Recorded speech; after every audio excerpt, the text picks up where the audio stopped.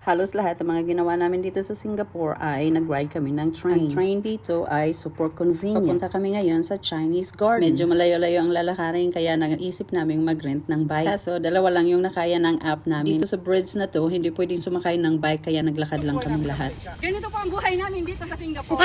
Marunong mag-bike. Hindi kami marunong mag-bike. Singapore pala, hindi pala siya.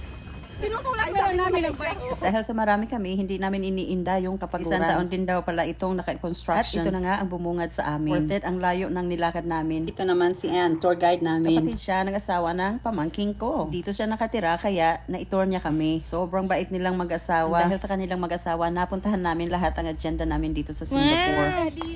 Ganda! Papasok na kami sa garden kaya ito, nag-umpisa na kaming mag-explore. Inik dong.